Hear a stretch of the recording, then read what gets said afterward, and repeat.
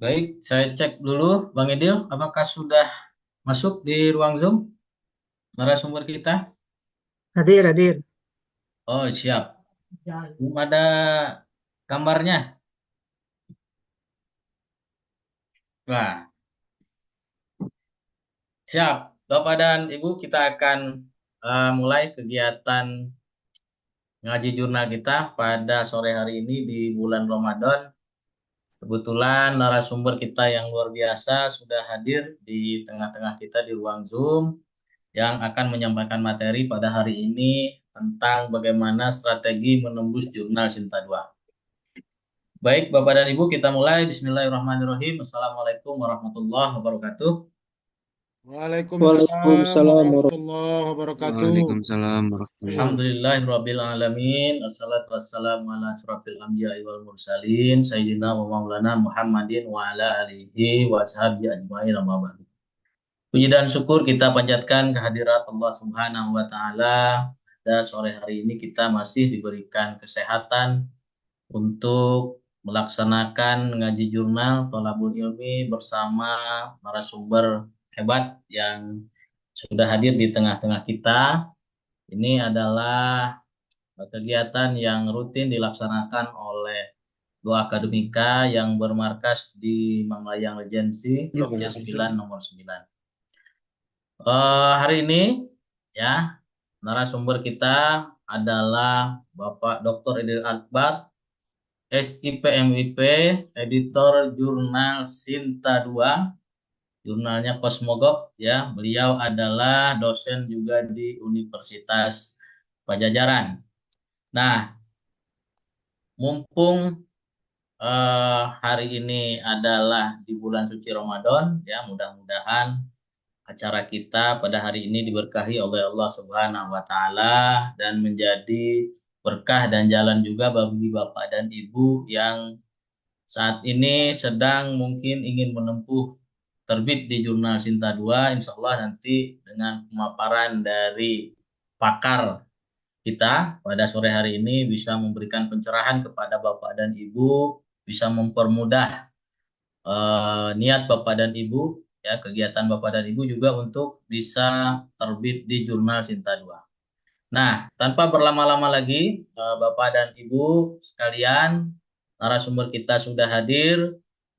Waktu dan kesempatan seluas-luasnya saya berikan kepada narasumber kita yang luar biasa pada sore hari ini, Bapak Idil Akbar. Silahkan untuk memulai kegiatan kita pada sore hari ini. Saya persilahkan.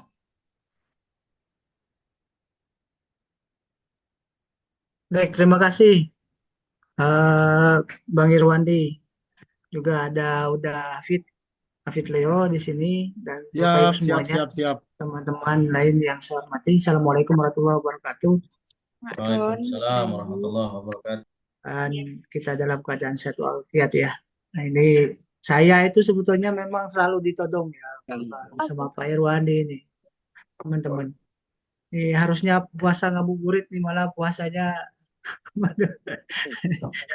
Ini backgroundnya donat, ini bikin pengen buka aja ini. Nah, ya, sengaja memang kan, sengaja kita biarkan, biar, iya, biar gak fokus lah ya. Baik Bapak Ibu semuanya, ini kita judulnya ngaji jurnal. Nah, tentu sesuai dengan tema ngaji jurnal ada sesuatu yang memang harus kita lihat ya. Kita mengaji maka sini yang kita coba sampaikan tentu saja adalah hal-hal yang terkait dengan jurnal, terutama sesuai dengan tema hari ini adalah bagaimana menembus gitu. Ya, Pak Irwandi ya, menembus editor Sinta 2 atau editor apa namanya? Membongkar rahasia Bongkar editor rahasia jurnal. editor jurnal Sinta 2. Perkenalkan pertama kali Bapak Ibu semuanya, saya Idil Akbar. Saya sehari-hari memang sebagai pengajar di Universitas Pajajaran dan sampai hari ini masih mengelola jurnal Cosmogov, namanya Cosmogov, jurnal ilmu pemerintahan yang alhamdulillah sudah ya baru sih ya, sebagai editor in chiefnya baru 9 tahun, jadi apa namanya mungkin masih juga banyak belajar lah pada Pak Irwandi dan juga Pak Afid. Ini beliau berdua nih justru yang paling banyak berpengalaman dalam soal perjurnalan. Nah, memang ada seni tersendiri sebetulnya ya Pak Irwandi ya, kalau bicara soal jurnal, terutama kalau sudah masuk dalam konteks Sinta 2 ini. Sinta 1, Sinta 2 itu relatif sebetulnya memiliki apa eh, tantangan tersendiri lah prinsip itu. Nah, tantangannya apa ya? Tentu saja tidak hanya tidak hanya persoalan substantif sebetulnya, tapi soalan teknis dan non teknis kadangkala juga menjadi satu persoalan yang dihadapi, terutama oleh para penulis. Harus saya katakan, dan mudah-mudahan tidak di sini, tapi kadangkala penulis di Indonesia itu lebih banyak ingin ringkas gitu. Bagi para penulis relatif di Indonesia ya, terutama ketika sudah mensubmit artikel ke jurnal, bagi mereka itu sudah dipastikan terbit. Nah, ini yang salah. Ini yang salah. Ya. Kebanyakan sih seperti itu ya. Jadi ketika kita submit, kemudian mereka sudah tinggal menunggu terbitnya saja. Padahal dalam proses di sebuah jurnal itu banyak ya, mulai dari submit, lalu kemudian masuk ke editor, dari editor nanti akan di review awal oleh editor ya, lalu kemudian juga uh, Kalau memang ada revisi sedikit misalnya, nanti akan dikembalikan ke penulis. Penulis harus kembalikan lagi ke editor kalau mau meneruskan, nanti ke jurnal. Nanti kalau sudah oke, baru tuliskan reviewer. Nah, sekarang ada beberapa ketentuan bahkan di 2025 ini jurnal atau artikel yang masuk ke Sinta 2, Bapak Ibu, Sinta 1, Sinta 2, itu sekarang sudah direview bukan lagi oleh 2 reviewer, tapi sekarang sudah tambah lagi 3. Nah, ini semakin ketat lagi nih. Jadi tidak hanya 2, tapi sekarang 3 reviewer yang harus mereview satu artikel yang masuk. Dan itu membutuhkan waktu ya kurang lebih sekitar antara 3 sampai 6 bulan. Bahkan mungkin lebih dari dalam beberapa, karena kadangkala jurnal Sinta 2 atau Sinta 1 ini memang antriannya juga cukup panjang. Jadi itu nanti akan saya sampaikan kenapa penting hal-hal yang sifatnya non teknis ini, supaya Bapak Ibu semuanya juga memahami cara kerja di jurnal dan memiliki juga insight ya, terutama bagi Bapak Ibu semua yang ingin menulis di artikel jurnal. Saya izinkan memberikan sedikit PPT ya, Bang Irwandi ya, supaya Ya, mungkin silakan. bisa kita lihat. Nah, baik Bapak Ibu semuanya, jadi judulnya ini memang agak sedikit provokatif lah ya. Judulnya sedikit agak provokatif ini. Apakah artikel kita layak dimuat di jurnal? Semua orang punya potensi untuk menulis di jurnal dan potensi untuk dimuat. Pertanyaannya adalah apakah layak untuk dimuat atau tidak? Itu pertanyaannya.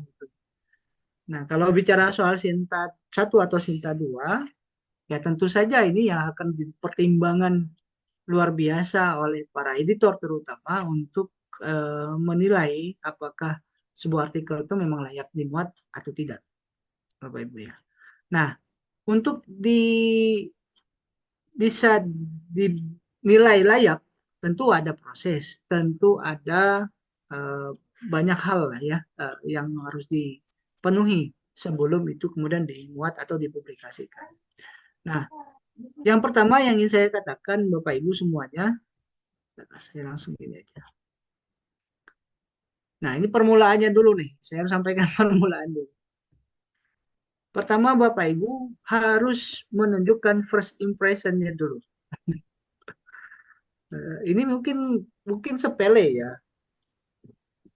Tetapi saya misalnya ketika menilai satu artikel yang masuk, nah, sebagai chief editor, editor in chief saya di Jurnal Cosmo itu, saya pertama kali orang yang akan membaca lebih dulu artikel yang masuk, melakukan scanning dan juga melakukan pembacaan awal artikel itu untuk kemudian diputuskan apakah akan diteruskan ke section editor berikutnya untuk kemudian diproses lebih lanjut.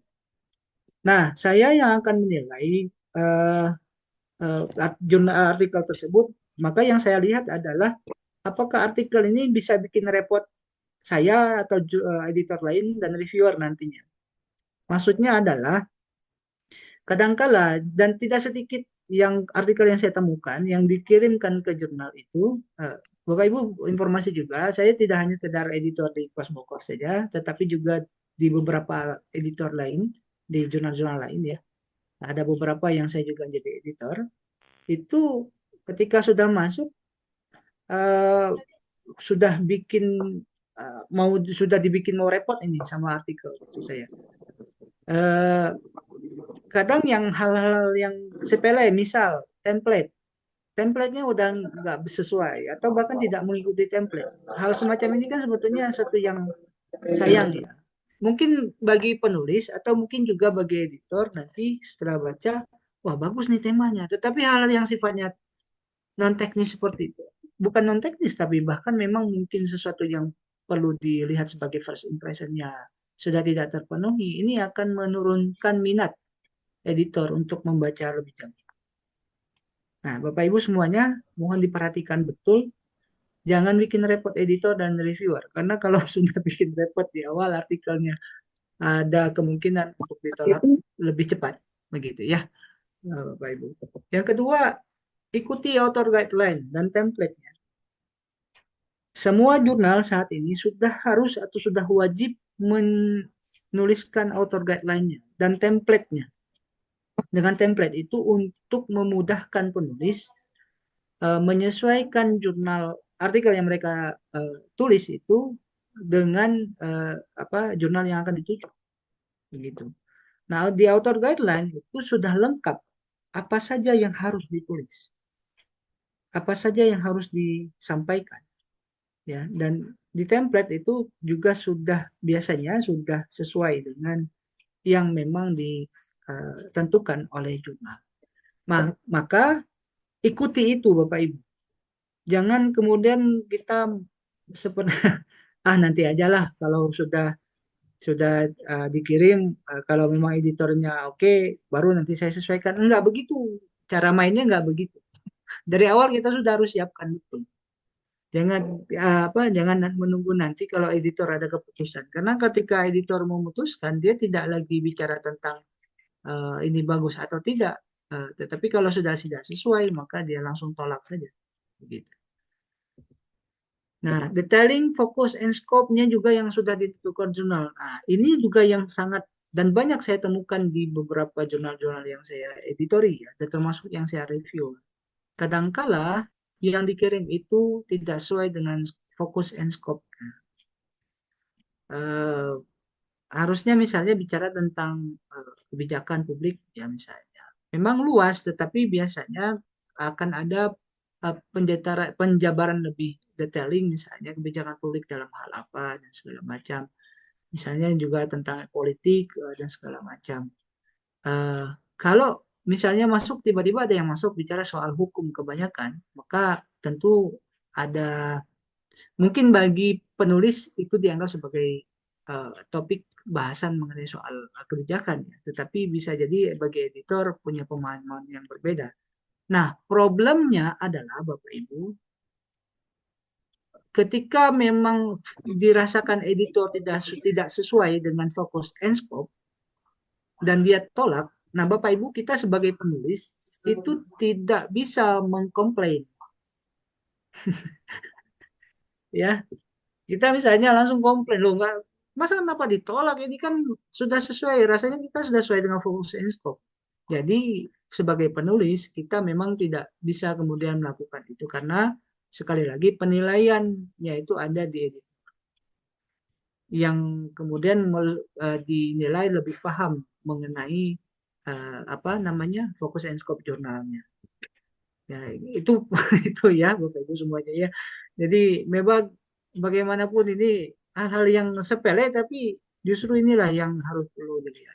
Kalau novelty mungkin salah satu yang juga menjadi bahan atau menjadi pertimbangan. Tetapi kadangkala yang paling penting itu adalah riset gap-nya apa, itu sudah juga dimunculkan. Meskipun kadangkala memang editor tidak sampai melihat ini. Biasanya akan melihat ini reviewernya. Tapi kalau Bapak Ibu semuanya bisa atau memunculkan untuk apa isi gap risetnya dan membedakan yang lain, saya pikir itu menjadi nilai plus bagi artikel tadi. Dan yang terakhir, luruskan niat Bapak Ibu, ikuti arahan jurnalnya. Kalau disuruh revisi, revisi. Kalau disuruh revisi, ya revisi. Jangan kemudian mau menang sendiri. Disuruh revisi, ini saya temukan banyak ya, Bang. Bukan cuma sekali, berkali-kali saya temukan di penulis Indonesia itu disuruh revisi, datang lagi bisa menurutnya sudah direvisi, dibaca lagi, tidak ada revisi sama sekali. Jadi ada semacam manipulasi, ya.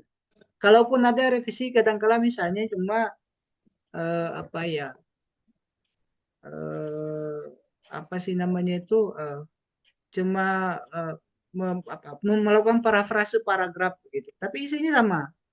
Nah, kayak gitu kan juga sebetulnya tidak tidak cocok ya untuk ini. Ya, kadang-kala kalau sudah seperti itu, kalau saya ya pengalaman Bapak Ibu, ketika saya melakukan menemukan artikel seperti itu, maka yang saya lakukan adalah saya langsung tolak. Karena saya sudah menilai, maksud saya menilai bahwa mungkin sudah ada tidak niat yang baik dari penulis sehingga kemudian melakukan seperti ini. Nah, ini permulaan. Sekarang kita coba lihat pada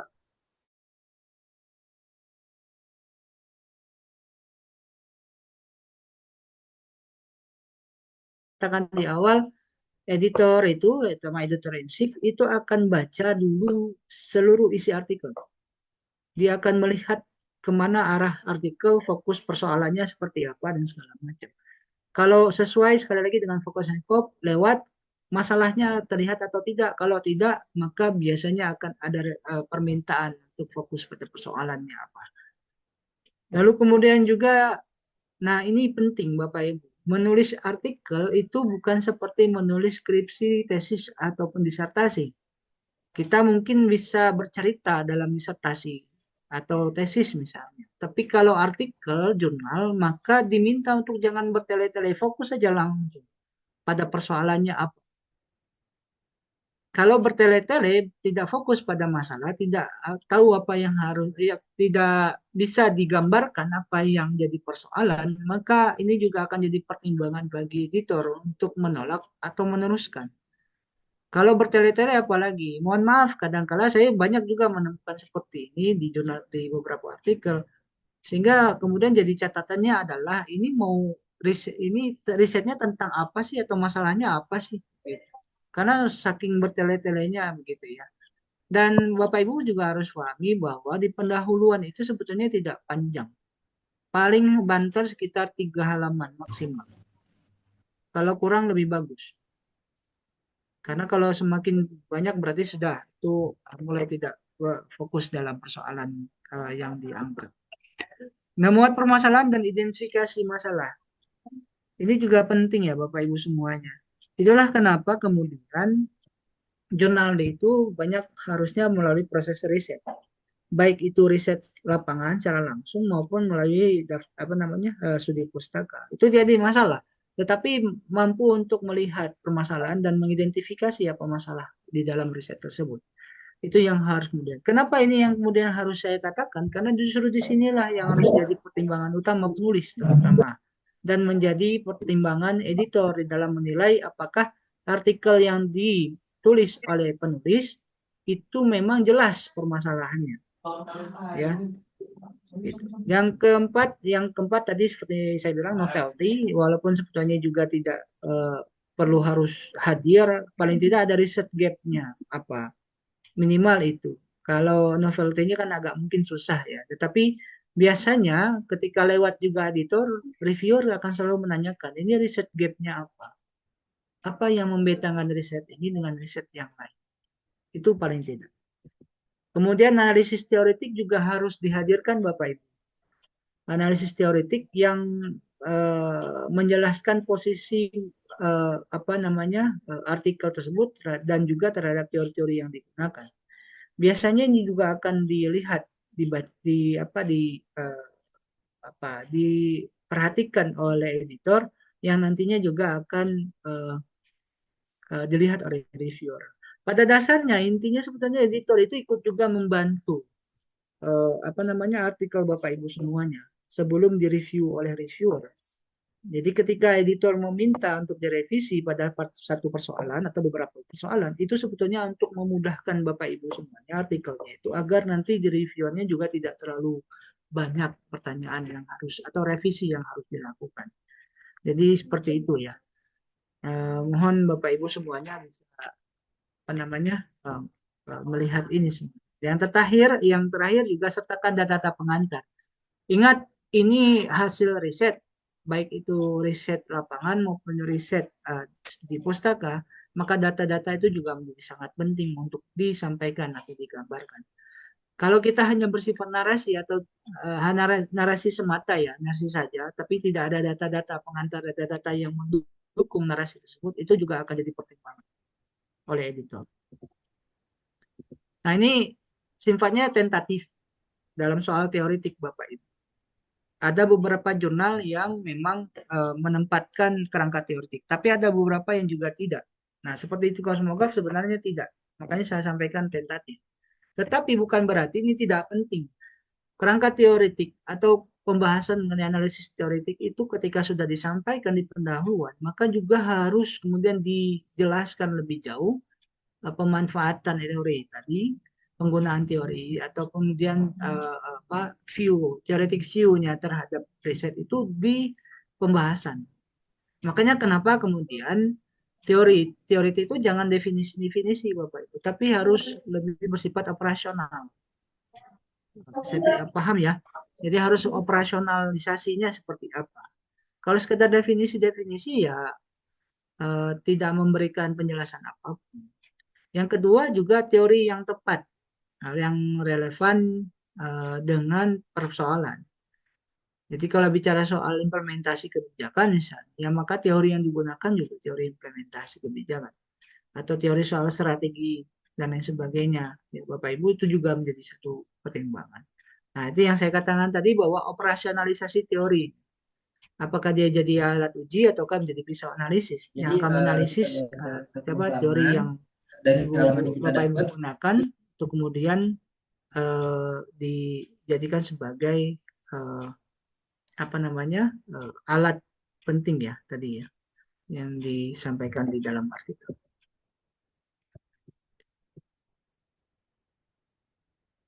Nah, metode jangan lupa juga. Dalam hal metode ini saya juga harus sampaikan meskipun di dalam artikel metode itu tidak harus banyak ya. Tidak sampai berhalaman-halaman ya. Ya, kalau menggunakan kualitatif ya dijelaskan apa metode yang digunakan, kemudian bagaimana metode itu digunakan, bagaimana analisis datanya dilakukan, dan seterusnya dan seterusnya. Jadi memang dalam metode di artikel itu bukan sekedar definisi-definisi saja. Misalnya metode kualitatif adalah bla bla bla bla disampaikan oleh siapa gitu. Bukan seperti itu ya, Bapak Ibu semuanya. Kalaupun ada ya di parafrase saja. Jangan yang sampai kalau kita kan di metode dituliskan di skripsi atau di tesis atau disertasi kan memang perlu buat segala macam. Tapi kalau di artikel maka tidak. Sekali lagi ini soal operasionalisasi dari metode. Itu yang paling penting. Jadi kontekstual dengan risetnya apa. Kalau kualitatif, maka sampaikan kualitatif, mungkin pendekatannya apa atau jenisnya apa dan segala macam. Kalau kuantitatif, maka dijelaskan juga bagaimana atau kalau memang menggunakan sampling ya gunakan samplingnya ataupun tidak menggunakan yang lain. Nah, yang jelas juga memuat desain.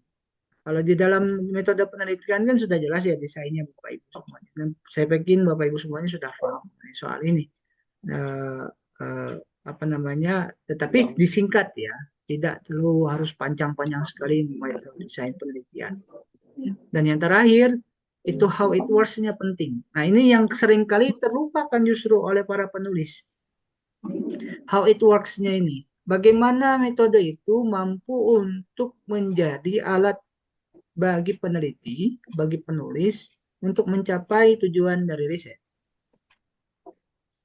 Itu yang kadangkala seringkali ditanyakan oleh baik editor maupun reviewer. Ini metodenya apa gitu.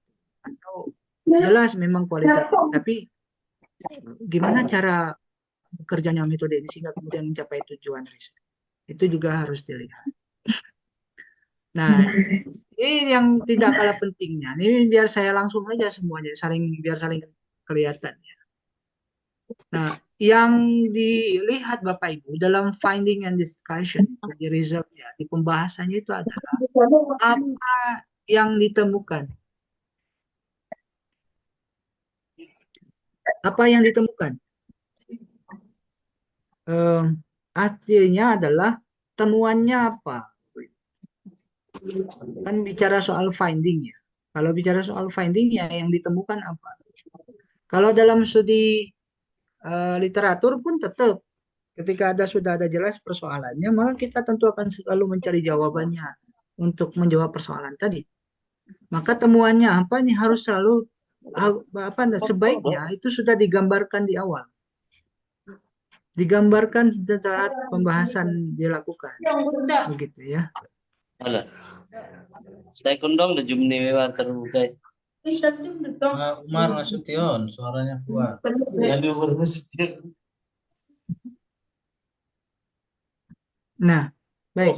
Nah, jadi eh, temuan ini harus tergambar karena justru kebanyakan artikel yang masuk, yang saya Bagi lihat ya, yang baik di video Sinta 2, terutama Sinta 2 lah, dan di beberapa jurnal-jurnal Sinta lain.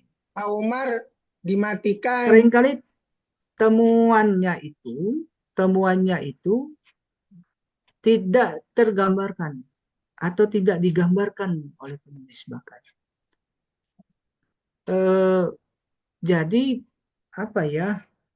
Eh, ketika ditanya ini eh, apa yang penulis lakukan untuk menemukan jawaban atas persoalan. Nah, itu yang kadang-kala ditanyakan oleh editor dulu atau bahkan nanti oleh reviewer.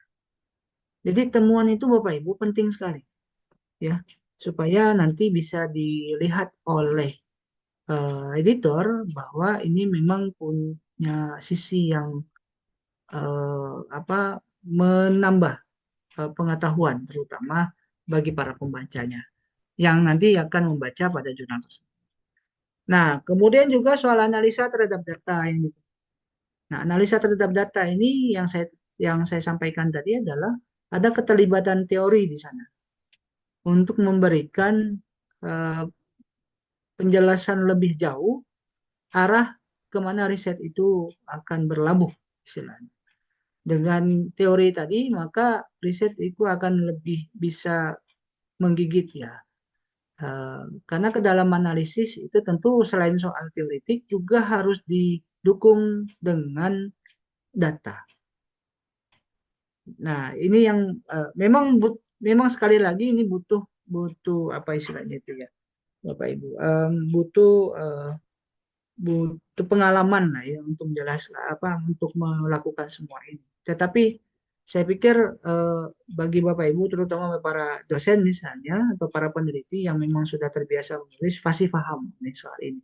Tinggal bagaimana kemudian mengkreasikan tentang hasil dan temuan dan juga diskusi di dalam riset tersebut. Kedalaman analisis juga jangan sampai tidak dilakukan. Ada satu hal penting Bapak Ibu bahwa karena artikel memang tidak memuat banyak ya. Relatif rata-rata biasanya kalau di jurnal itu biasanya menggunakan kata, tidak menggunakan halaman. Seperti di Cosmogov itu biasanya antara 3.000 sampai maksimal 6.000 kata. Kalau di halaman kan itu kurang lebih sekitar antara 10 sampai 15 halaman atau lebih dikit boleh lah ya. Tidak tidak lebih dari 20. 18 itu masih memungkinkan. Nah, tetapi ya itu tadi kalau dengan begitu ya maksud saya jadi tidak perlu banyak tele-telenya tadi. Tidak perlu banyak cerita narasi-narasi yang tidak penting. Jadi memang ke dalam analisis itu untuk memberikan jawaban lebih jauh atas atas atas persoalan yang dikemukakan di awal artikel tadi begitu. Dan yang terakhir soal konsistensi temuan. Jadi antara masalah dengan temuan itu harus nyambung Bapak Ibu. Antara masalah sekali lagi dalam dalam latar belakang, dalam pendahuluan dengan temuan atau diskusi analisis itu harus konsisten. Nah, ini juga seringkali banyak ditemukan penulis-penulis yang masalahnya bagus, udah fokus dan segala macam, tapi kemudian justru di pembahasannya, di hasilnya itu agak banyak menyebar ya, banyak narasi-narasi yang tidak perlu. Nah, itu yang sangat disayangkan.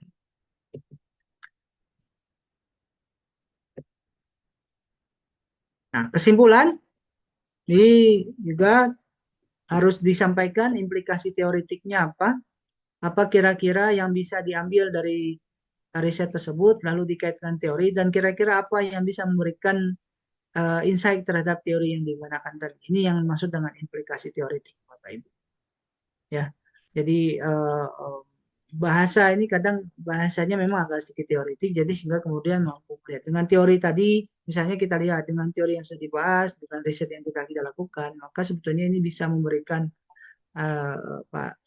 arah yang kuat misalnya, atau memberikan satu dasar tambahan bagi teori yang digunakan, sehingga kemudian seperti itulah kurang lebih ya. Jadi ada memberikan cerita terhadap implikasi implikasi teoritiknya. Lalu ketersambungan dengan hasil diskusi juga harus dilihat, dinampakkan, digambarkan Bapak Ibu. Sekarang memang sudah cukup banyak misalnya menggunakan yang disebut dengan conclusion generator, menggunakan AI. Nah, saya pernah mencoba menggunakan itu dengan menilai kesimpulan yang ada, yang artikel yang masuk ya. Tetapi banyak juga yang saya temukan, tidak sedikit maksud saya, banyak yang saya temukan menggunakan conclusion generator itu juga akhirnya malah tidak begitu nyambung ya dengan diskusi atau di dalam pembahasan. Oleh karena itu, saya sih menyarankan menggunakan bahasa sendiri lah. Menggunakan sendiri yang kira-kira mana point of view yang penting dari hasil pembahasan, dari mulai pendahuluan sampai pembahasan yang kemudian bisa dijadikan sebagai kesimpulan di dalam artikel. Di beberapa juga ada yang menunjukkan keterbatasan penelitian. Kalau memang penelitian ini ada keterbatasan, maka sampaikan Bapak Ibu. Itu tidak haram hukumnya, ya. Tidak haram hukumnya. Karena bagaimanapun ini adalah bagian, itu bukan menunjukkan kelemahan justru. Itu menunjukkan bahwa artikel Bapak Ibu itu punya potensi besar untuk kemudian diikuti lagi oleh penulis lain, untuk ditulis lagi. Untuk memberikan terus jawaban atas keterbatasan di dalam artikel. Jadi justru kalau memang menunjukkan keterbatasan penelitian, saya pikir ini akan memberikan satu insight baru terhadap penulis yang lain, ataupun mungkin terhadap Bapak Ibu sendiri yang kemudian akan melanjutkan riset tersebut. Nah, muat penting dari temuan dan analisis. Ini saya pikir juga yang pasti yang masuk ya. Nah, ini referensi jangan lupa. Ingat di Sinta 2 atau Sinta 1, jurnal Sinta 2, Sinta 1, itu cukup ketat dalam soal referensi, Bapak Ibu. Dan bahkan sudah dituliskan dalam ketentuan. Silakan baca di author guideline-nya. Nah, saya sampaikan lebih baik dominan, kekinian, dan primer. Maksudnya kekinian itu biasanya sudah dibatasi tahunnya. Rata-rata jurnal Sinta 2 atau Sinta 1 itu mereka tahun terbit paling jauh 10 tahun ke belakang. Jadi kalau sekarang 2025, maka paling jauh 2015. Selebihnya itu bisa boleh, tapi tidak boleh banyak. Nah, biasanya ketentuan yang primer kekinian dan primer itu biasanya 80%. Primer itu maksudnya adalah bahwa jurnal ini juga nanti referensinya banyak dari jurnal juga, bukan dari yang lain. Misalnya dari buku, Belajar Sinta. misalnya lain sebagainya ya. Nah, biasanya 80% itu bersifat kekinian dan primer. 20%-nya boleh lebih dari misalnya tahun 2015 boleh. Mau tahun 80-an juga boleh kalau memang ada, tapi tidak boleh lebih dari 20%. Jurnal kalau memang dari buku juga boleh, bukan berarti nggak boleh ya. 20% tadi bisa dipenuhi dengan misalnya buku, media, dan lain sebagainya. Baca betul-betul sistematika dan ketentuan. Kalau menggunakan apa-apa, pakai apa. Kalau menggunakan Vancouver, pakailah Vancouver. Ya. Bapak Ibu semuanya harus baca di author guideline-nya dan juga di template. Sehingga jelas sistematika dan ketentuan. Nah, untuk itu sangat disarankan menggunakan manajemen referensi. misalnya Mendeley, Zotero, ataupun lain sebagainya. Karena dengan begitu Bapak Ibu tidak perlu repot-repot menulis ulang referensi, ya. Karena biasanya juga referensi yang digunakan oleh jurnal tertentu itu biasanya dalam bentuk body note yang nantinya kalau menggunakan Mendeley akan mudah langsung untuk dijadikan sebagai referensi. Dan yang terakhir, hanya memuat yang direferensikan ya Bapak Ibu. Saya banyak ketemu nih yang mungkin maksudnya adalah beliau itu penulisnya itu membaca referensi-referensi yang banyak begitu. Sehingga kemudian semuanya dimasukin, tetapi yang dimuat di artikel justru tidak sebanyak itu. Nah, ini yang saya banyak temukan juga nih yang begini ya. Referensi ini mana ini? Saya baca lagi kok nggak ketemu referensi ini apa namanya yang memuat dari referensi. Ya. Jadi misalnya harusnya dia memuat referensinya tuh daftar pustakanya misalnya 30, ternyata yang dimuat hanya 10. Ya sudah pakai yang 10 itu aja. Walaupun tetap harus ditambahkan lagi nanti biasanya begitu. Ya. Nah ini penting juga. Sudah mau terakhir Bapak Ibu. Sabar. Pak Irwandi ya Pak. Sabar. Pak Irwandi suka karena memang dosen UIN jadi apa sangat penting nih jadi sabar. Ya memang sabar ya Bapak Ibu ya. Menulis jurnal itu butuh kesabaran. Sudah menulisnya juga butuh kesabaran, maka ketika submit sampai terbit juga harus ada kesabaran. Kalau Bapak Ibu tidak sabar, maka susah begitu. Ya. Karena kita sebagai penulis, ini harus saya katakan. Karena saya juga dalam posisi lain saya sebagai penulis. Tetapi kadang saya harus katakan, menjadi penulis itu kita yang butuh Bapak Ibu. Kita nih yang butuh. Kalau jurnal mereka fine-fine aja begitu. Maksudnya bukan fine-fine gimana? Karena prosesnya, sistemnya sudah terbentuk sehingga kemudian mereka mengikuti itu. Nah, kalau penulisnya tidak sabar, ngojok terus, maksa terus, ini justru akan membuat editor menjadi juga tidak ya. Nah, bahkan ilfil lah begitu. Udahlah. Yang tadinya mau diproses jadi males ya. Ya belum apa-apa. Saya pernah loh ya. Sepengalaman saya nih. Ada satu penulis yang pernah ke jurnal kami di Cosmokov. Dia submit, nggak tahu saya beliau dapat telepon dari mana, tapi dia WA ke saya. Kemudian beliau mengatakan bahwa dia sudah submit. Saya bilang oke, silakan lanjutkan. Lalu kemudian ditunggu. Baru 3 hari dia sudah WA lagi dan bertanya kapan ya jurnal saya artikel saya diterbitkan. Nah ini kan baru 3 hari. Kapan ya artikel saya diterbitkan? Ini kan yang bikin aduh kadang-kadang ya kan yang gini-gini. Nah, kemudian tawakal juga penting Bapak Ibu. Ya sudah kalau ketika sudah submit serahkan pada editor dulu deh. Ya, serahkan dulu ya biar diproseskan sebagaimana sistem yang berlaku di jurnal tersebut. Jangan di pojok-pojok seperti tadi gitu ya. Lalu kemudian banyak doa juga penting. Ini saya tidak mengatakan karena ini bulan puasa tidak, tapi bagi saya penting juga doa ya Allah mudah-mudahan artikelnya diproses lah begitu ya. Dapatkan insight lah paling tidak ya. Karena dari menulis artikel Bapak Ibu bukan soal terbit sebetulnya. Kalau itu penting itu yang menjadi tujuan utama. Tetapi yang tidak kalah penting juga adalah soal proses pembelajaran. Karena di situ kita akan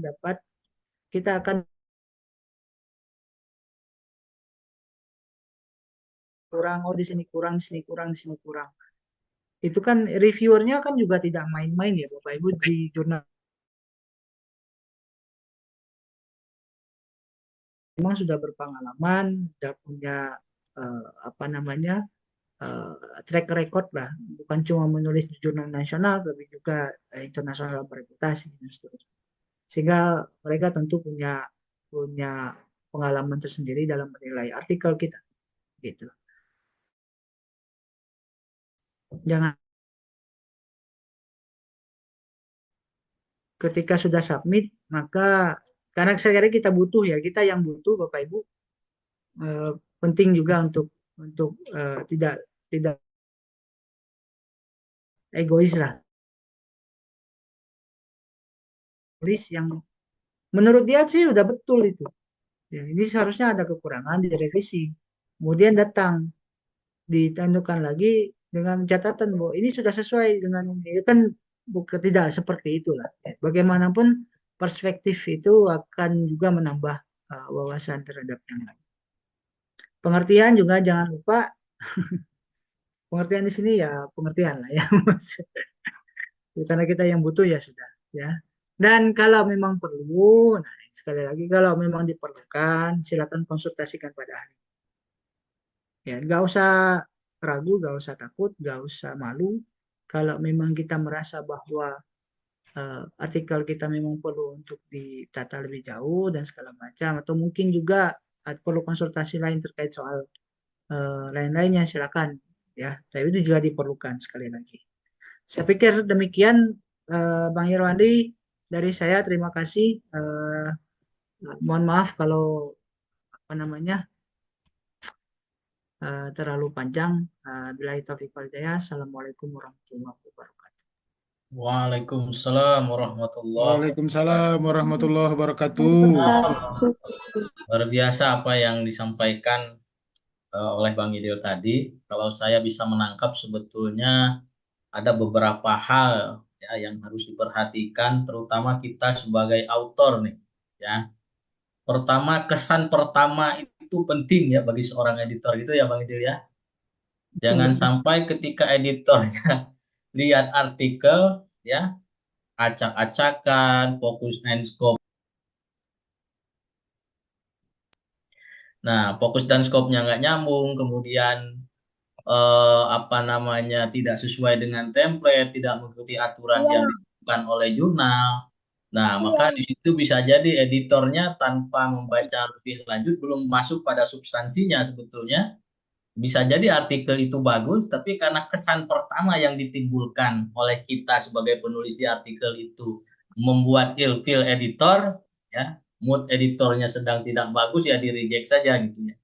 Nah, jadi pesan yang ingin disampaikan oleh Bang Idil tadi sebagai sepengalaman beliau sebagai seorang editor juga sebagai seorang reviewer, kesan pertama itu begitu penting ya, bagaimana artikel itu tampilannya sudah sesuai dengan template, fokus dan skopnya masuk, mengikuti aturan gitu ya. Barulah kemudian tadi saya lihat novelty itu bukan yang pertama, nomor 4 ditempatkan tadi. Syukur-syukur katanya kalau ada novelty-nya, itu berarti bonus.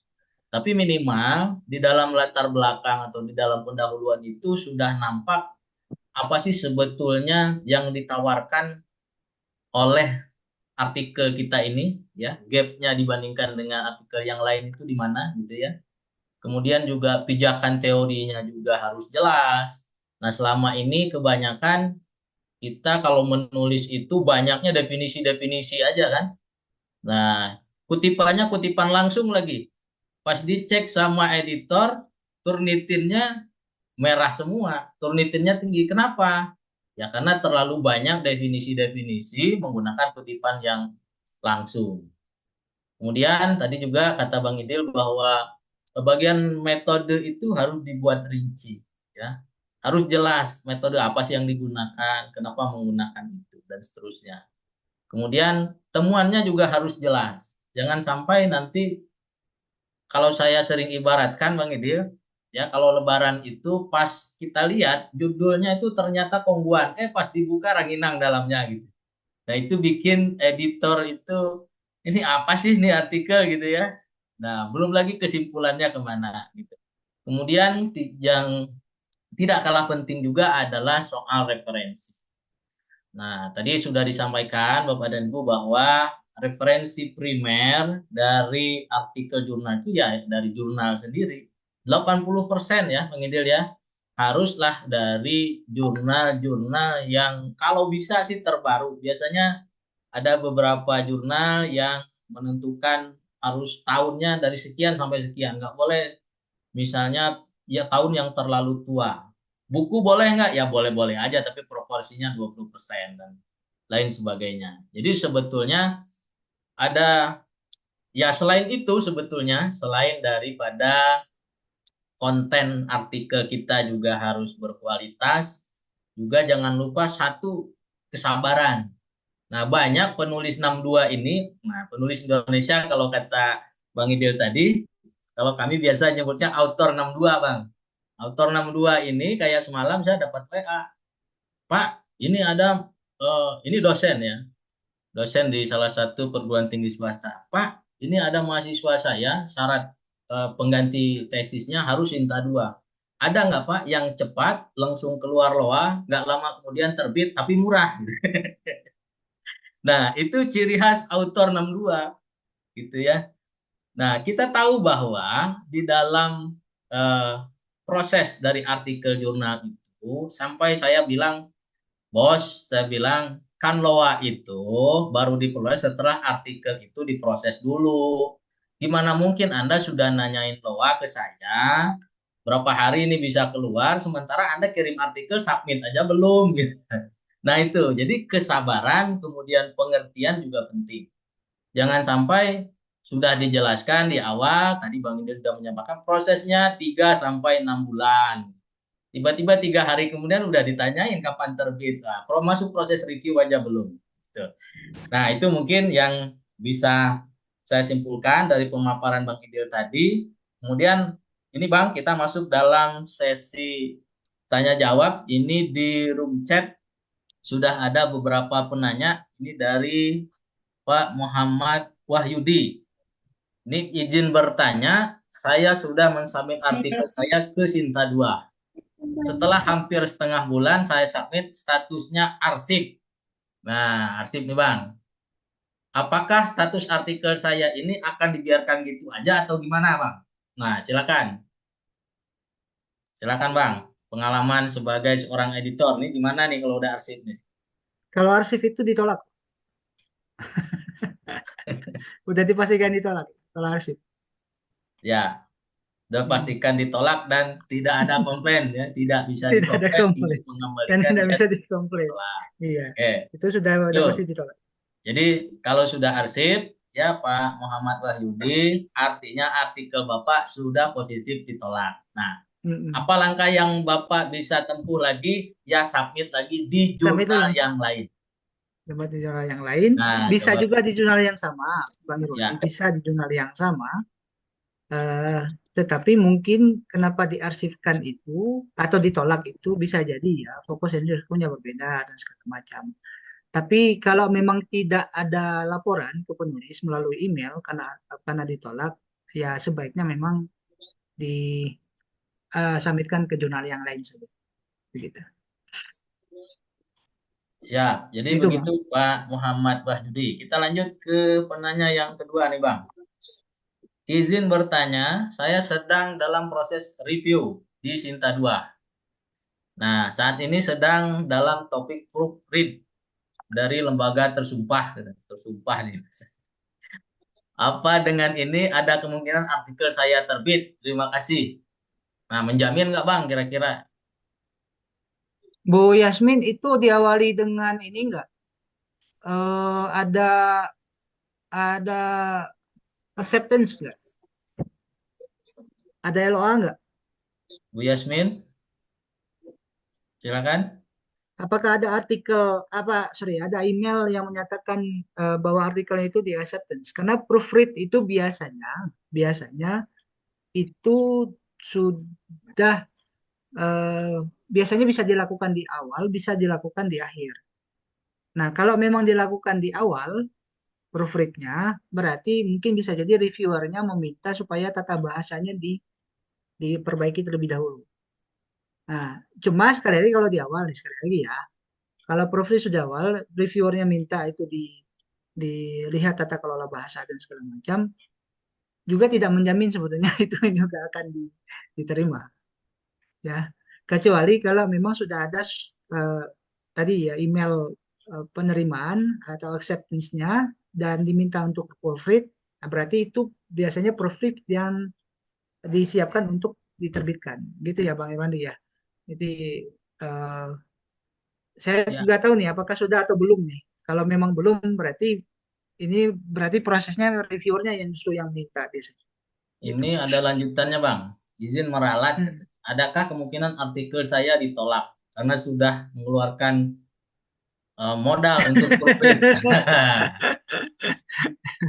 Ya, Selalu ya ada aja. namanya selalu ada lah ya, selalu ada modal pasti Bapak Ibu ya, Bu Yasmin ya. Kalau Cuman untuk profit. ini kalau Bu Yasminnya ada sebetulnya bisa lebih jelas. Apakah Hmm, proofread-nya dilakukan oleh pihak luar ya sebelum betul. artikel itu diproses atau memang saran dari editor Saran jurnalnya dari untuk reviewer melakukan betul. proofread atau reviewer. Nah, Iya, kalau biasanya kalau sudah disarankan oleh reviewernya biasanya itu ada positif, nah kesan positif. Tapi kalau di pihak luar ya kan sekali lagi bahwa penilainya itu adalah editor dan reviewer di jurnal yang bersangkutan. Itu ya mungkin Bang ya. betul. Betul sekali. Betul sekali. Siap, kita lanjut lagi. Izin bertanya. Nah, ini namanya Ibu Ayah atau Bapak Ayah, saya kurang tahu nih, pokoknya tulisannya gitu. Izin bertanya, berapakah durasi normal untuk proses peer review jurnal? Itu satu, Bang. Hmm. Bagaimana baiknya bagi kami semua sebelum submit jurnal, apakah menghubungi pihak editor terlebih dahulu atau langsung submit aja? Gitu. Hmm. Jika dirasa sudah memenuhi kriteria yang ditentukan oleh jurnal. Nah, guna menghindari lamanya durasi proses atau bahkan pihak pengelola yang sulit dihubungi. Nah, gimana nih Bang? Kontak dulu Kalau atau submit aja? iya ya. Kalau sebetulnya Bapak Ibu semuanya itu sebenarnya tidak lazim ya untuk kontak editor itu. Nggak lazim sebetulnya. eh, Ketika kita mau submit lalu kontak editor itu sebenarnya tidak lazim. Maksud saya tidak lazim di sini adalah memang tidak ada korespondensi antara editor dengan penulis di luar apa namanya di luar sistem dalam jurnal itu. Itu ketidaklazimannya. Tetapi kadang-kala memang ada mungkin kenal atau segala macam. Beberapa saya juga sering ya berteman ataupun orang-orang yang kemudian mengkontak. Tadi yang saya ceritakan itu kan juga mengkontak saya tidak tahu tidak kenal orangnya tapi nggak tahu dapat nomor dari saya dari mana. Tetapi kemudian ya saya sih bilang silakan submit dan ikuti proses. Silakan submit dan ikuti proses. Nah, kalau kemudian kalau proses peer review jurnal itu berapa lama durasinya? Ya, ini juga sangat tergantung. Eh, tapi biasanya dipatok di sistem OJS itu sudah dipatok antara 3 minggu, 2, 3 atau 4 minggu, Bapak Ibu. Nah, kalaupun lewat dari itu biasanya ada peringatan eh, kepada reviewer untuk melakukan review artikel. Nah, kalau biasanya kalau kami ya di Sinta 2, kalau reviewernya satu dia tidak mengerjakan. Kalau kami itu 3 minggu reviewnya ya. Proses reviewnya 3 minggu. Lalu kalau kemudian dalam 3 minggu belum ada jawaban dari reviewer, biasanya akan kami ulang kirim ulang sebagai mengingatkan ya, bukan peringatan maksudnya, mengingatkan reviewer akan itu. Ditunggu lagi 3 minggu. Eh, kalau 2 kali sudah tidak ada, biasanya kami ganti reviewernya, begitu. Eh, dan bahkan kami sendiri editor itu biasanya tidak punya kontak langsung dengan reviewer, tapi via email biasanya. Itu langsung dari by system. Nah, soalnya yang kenal-kenal ya, yang kenal mungkin bisa enak. Bos, tolong di-review. Nah, kayak Pak Irwandi kan salah satu editor nih di Cosmogov. Ya tinggal kontak. Bang, Pak Irwandi, tolong di editor ini. Siap. Nah, udah gitu aja. Biasanya gitu ya. Nah, gitu ya kurang lebih ya Bang Irwandi ya buat Bu Ayah ini. Siap. Lalu nih ada yang nanya nih Bang. Info jadwal publish Cosmogov bulan apa saja Pak? Oh, kalau Cosmogov ini sekarang masih 2 kali setahun, antara April sampai Juni dan Oktober sampai Desember. Antara bulan-bulan itu ya, Oktober, November, Desember, atau April sampai bulan Juni. Nah, kurang lebih begitu sih ya. Dan semua ketentuannya sebenarnya Bapak Ibu tinggal lihat aja di Cosmogov. Kalau khusus Cosmogov ya. Begitu. Siap. Ini ada yang bertanya lagi. Izin bertanya, untuk bahasa artikel Sinta 2 harus bahasa Inggris atau enggak? Katanya gitu, Bang. Itu juga eh, ada Sinta 2 yang menggunakan bahasa Indonesia. Cari aja Bapak Ibu. Banyak kok. Tidak dalam bentuk bahasa Inggris juga. Juga ada yang berbahasa Inggris. Nah, termasuk kami di Cosmogov itu berbahasa Inggris ya, Bang Irwandi ya. Jadi Ya. cuma gitu tadi. Kalau di kami di Cosmogov itu biasanya proofreadnya di akhir, ketika memang eh, sudah ada keputusan oleh editor, ini diterima, eh, baru kemudian meminta untuk di-proofreadkan. Nah, nah sekali lagi ya kecuali kalau reviewernya yang minta. Biasanya, kalau ada juga yang begitu Bapak Ibu semua, reviewernya minta, ini gimana nih bahasanya kok kacau begini, bisa nggak di-proofread? Nah, biasanya reviewer akan menyampaikan langsung ke eh, penulisnya, dituliskan biasanya di artikelnya. Ini tolong bahasa kan, gitu. Nah, eh, saya beri saran nih. Boleh ya Bang Irwandi ya? Saya beri saran. Silakan, silakan. Kalau mau Bapak Ibu semuanya, ketika mau di awal dalam bahasa Inggris, terutama ya, Bapak Ibu bisa menggunakan Translate DeepL namanya. Jangan menggunakan Translate Google Translate. Google Translate kacau Bapak Ibu. Kalau DeepL masih mending. Lebih baik lagi yang berbayar. DeepL nggak banyak, nggak mahal. Insya Allah nggak mahal. Yang premium itu nggak mahal. Bapak Ibu bisa gunakan itu. Lalu nanti dari DeepL, Bapak Ibu bisa menggunakan Quillbot untuk apa namanya grammarnya ya terutama ya. Nah, di situ insya Allah nih, untuk tahap awal kalau sudah mulai proses itu, ketika submit, eh, kalau kami yang sudah saya misalnya baca, oh ini udah bagus nih, grammarnya udah bagus, apanya udah bagus, segala macam, ya tinggal lanjut biasanya, gitu.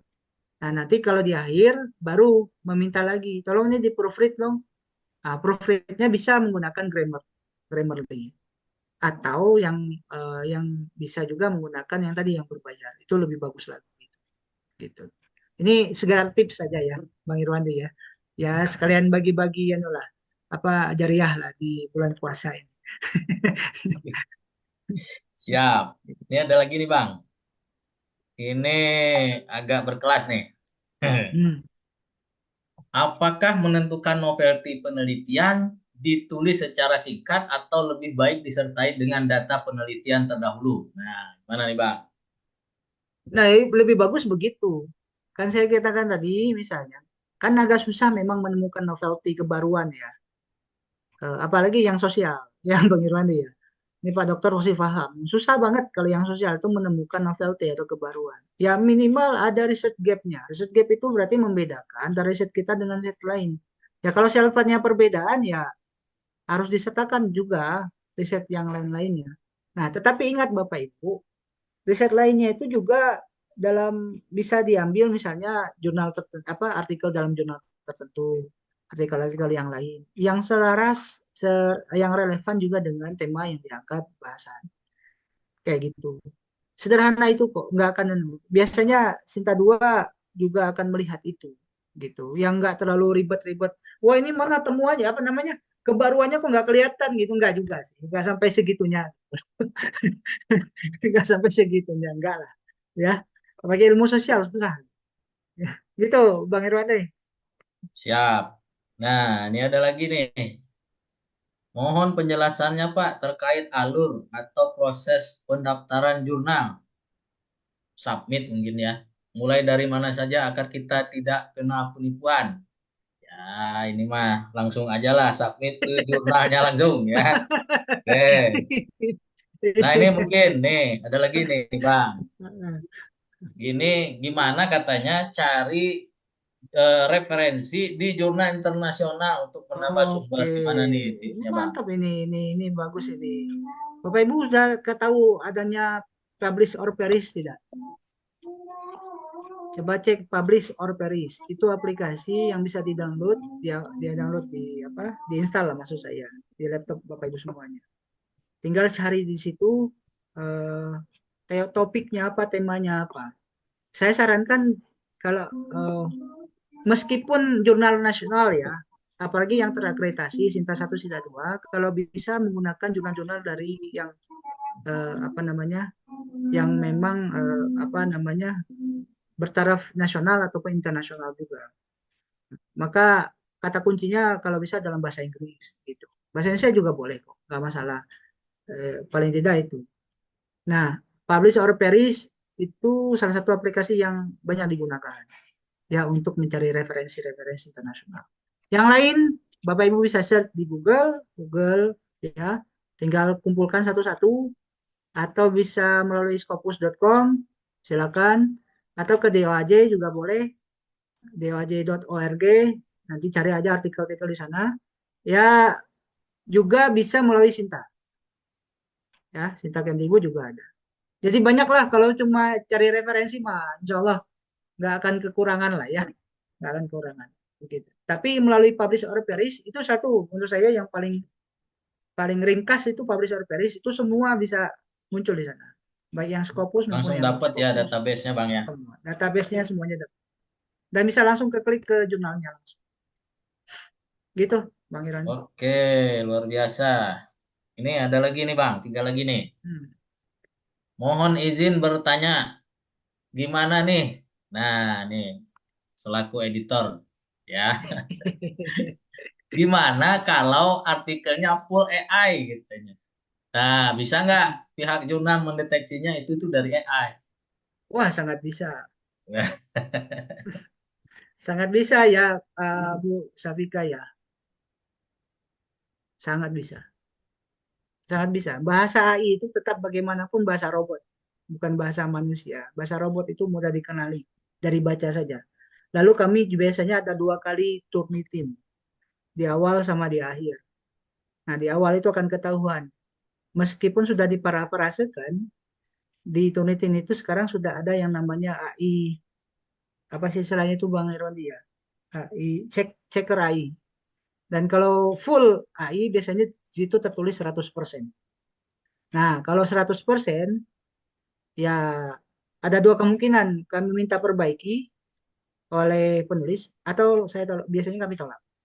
Gitu. Selalu 100%. Tapi boleh nggak menggunakan AI? Boleh. Nggak ada masalah. nggak haram ya Bang Tapi ya? jangan, nggak haram, nggak haram. Kami di Sinar Sinta 2 juga tidak mengharamkan AI. Tapi ya jangan kebanyakan. Maksudnya jangan kemudian 100%. Kalau di Biasanya kami Cosmoglob berapa Bang kebijakannya? biasanya maksimalnya 30. Itu 30%. sudah terlalu tinggi itu. 30%. Tidak lewat dari itu. Ya, Gitu. jadi Dan itu pun tidak, kesimpulannya nggak haram, ya tapi jangan sampai full AI gitu ya. kalau boleh AI mah ya keterlaluan juga sih.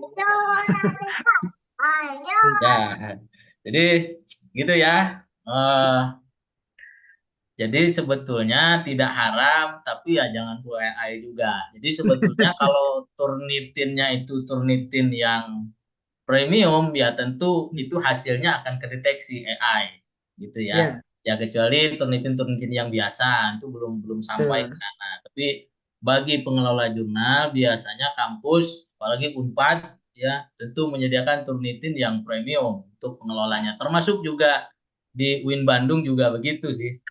Ada yang apa namanya Turnitin premium itu bisa mendeteksi AI-nya berapa. Oke, lanjut lagi.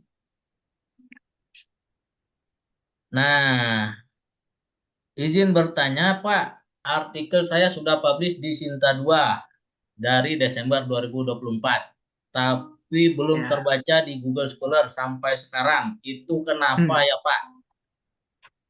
Ya ditunggu aja Pak. Nggak bisa saya kasih jawabannya.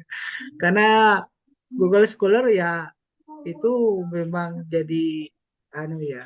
em, Kalau baru Desember 2024 lalu, saya punya artikel di jurnal Cosmogop juga baru terindeks di Google Scholar setahun lebih, Pak.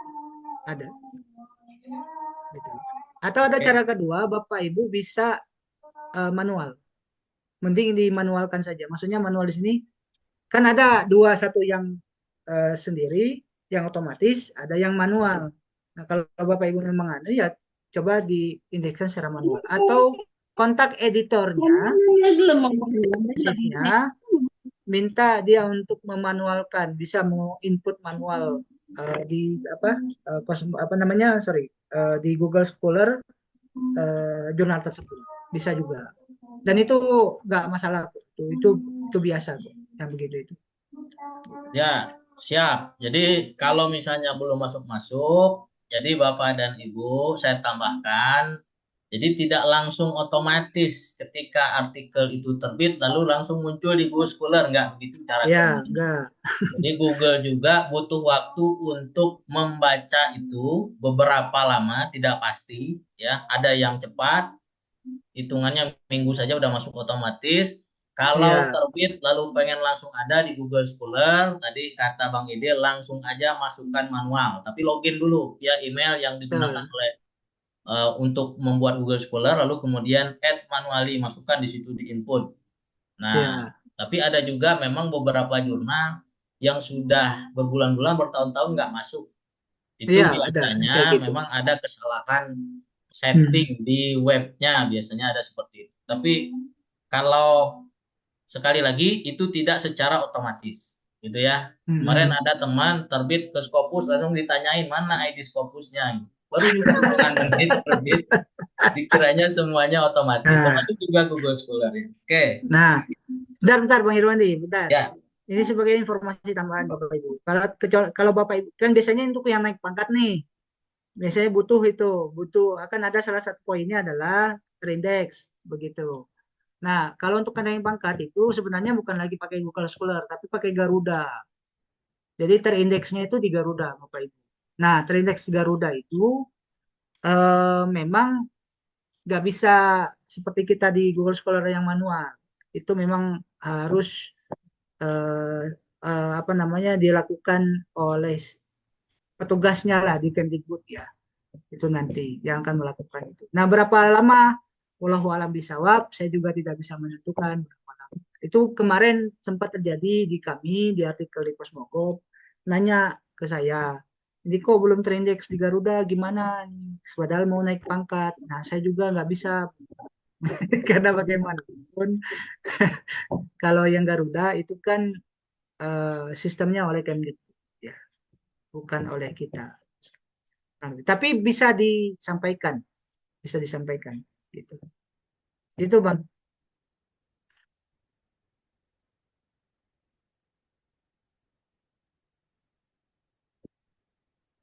Di mute, Bang Irwandi masih mute. Bang Irwandi masih mute, masih di mute. Oke. Pertanyaan selanjutnya, Bang. Revisi pertama setelah submit itu berapa lama katanya, Bang? Jadi supaya nggak setelah 3 hari nanti editornya dikontak.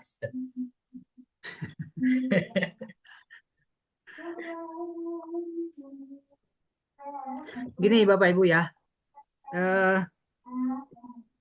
itu yang tadi saya bilang tadi pengertian. Karena jadi editor itu tidak melulu kerjanya jadi editor. Kadang dia kan juga jadi dosen. Gitu. Kayak Bang Irwandi ini kan juga beberapa berapa misalnya artikel yang masuk ke emailnya beliau, saya harus kontak beliaunya. Bang, tolong direvisi atau direview misalnya untuk editor. Kayak gitu, ya. Itu yang kenal. Kalau yang nggak kenal kan lebih susah lagi kan dan segala macam. Review terutama. Jadi mohon pengertiannya, Bapak Ibu semuanya. Kalau sudah submit, maka ditunggu saja dulu. Nggak harus 3 hari langsung dikontak kapan terbit, begitu. Atau seminggu, seminggu lah misalnya. Terus dikontak, kok belum diproses? Ya enggak, tolong mohon lah pengertiannya. Kadangkala kita juga ada kerjaan lain yang harus dilakukan terkait soal kewajiban Tridharma. Gitu. Itulah Bang Arwandi. Jadi masuk tips sabar tadi ya, Bang ya. Dan Nah, masuk pengertian tips ya. sabar dan pengertian. Oke, dua terakhir nih, Bang.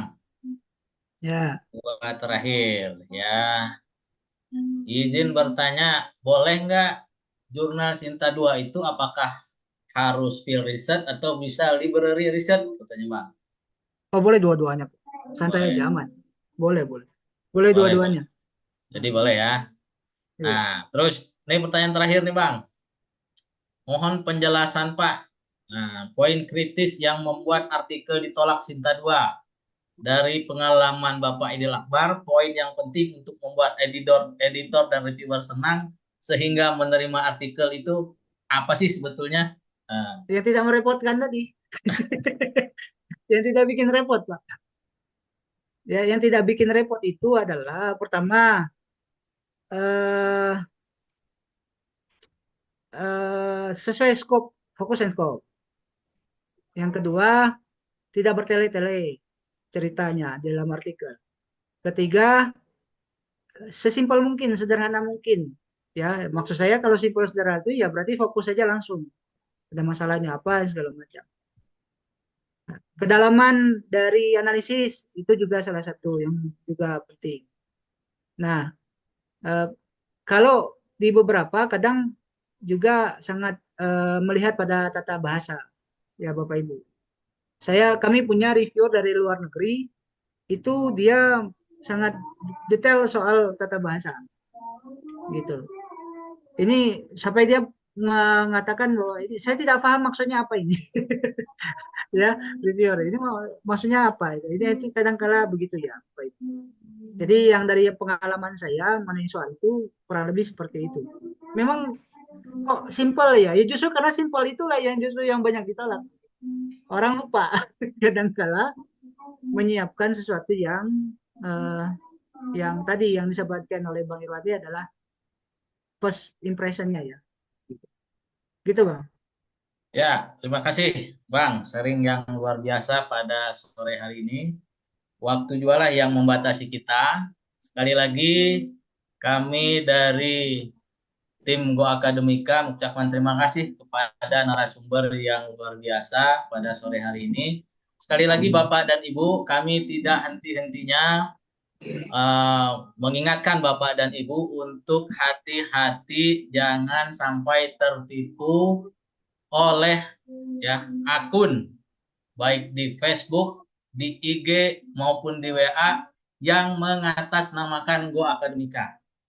Kenapa kami tidak henti-hentinya mengingatkan hal tersebut? Sudah banyak Bapak dan Ibu yang tertipu terkait dengan akun yang mengatasnamakan kami. Ini contohnya, ini ada yang beberapa yang sudah tertipu ya, dari mulai ratusan ribu sampai puluhan juta ada ya. Jadi pastikan ya admin kami hanya yang ada nomornya di Bapak dan Ibu.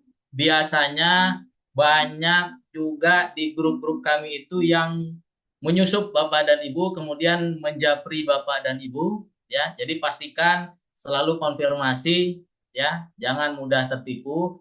Kemudian setiap transaksi apapun selalu ditransfer ke rekening Go Akademika. Nah, jadi untuk itu Bapak dan Ibu, kami mohon bantuan Bapak dan Ibu ya.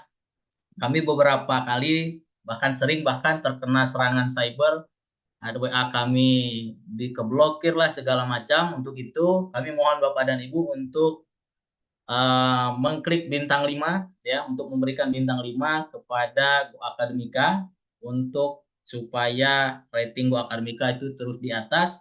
Dan sekali lagi hati-hati jangan sampai tertipu, pastikan bahwa Bapak dan Ibu kontak dengan admin Go Akademika yang resmi. Terima kasih Bapak dan Ibu atas kesediaannya mengikuti kegiatan-kegiatan yang dilaksanakan oleh Go Akademika. Terima kasih Bang Idil atas sharing yang luar biasa pada sore hari ini. Mudah-mudahan menjadi amal jariah, menjadi pahala, apalagi di bulan suci Ramadan. Terima kasih Bapak dan Ibu. Kami atas nama pimpinan Go Akademika bersama Pak Apit, ya, Pak Apit and tim mengucapkan terima kasih. Mudah-mudahan bermanfaat dan mudah-mudahan ini menjadi ilmu yang bermanfaat bagi kita semua. Saya akhiri, billahi taufiq wal hidayah. Wassalamualaikum warahmatullahi wabarakatuh. Waalaikumsalam Waalaikumsalam. warahmatullahi wabarakatuh. Terima kasih, Terima kasih, saya izin Bang ya. Terima Idil kasih Akbar, Bang Maha Terima Guru kasih, kami. Pak. Terima waktunya. kasih, Pak, Bang saya izin. Idil. Mari. Selamat Waalaikumsalam. menunggu berbuka. Waalaikumsalam warahmatullahi Terima kasih wabarakatuh. Bapak atas ilmunya. Makasih Go Akademika dan semuanya tim.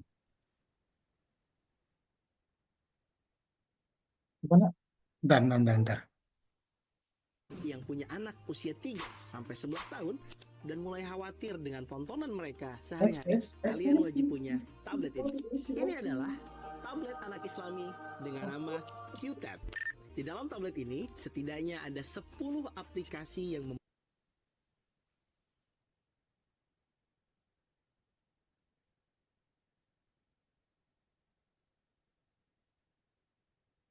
Allahu Akbar, Allahu Akbar.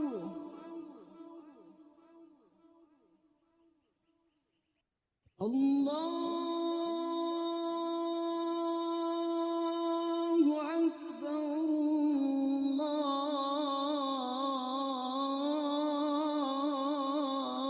Allahu Akbar.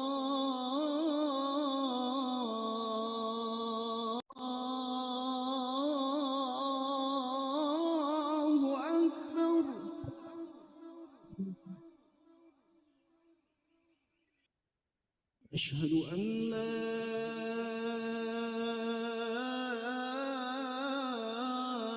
إله إلا الله.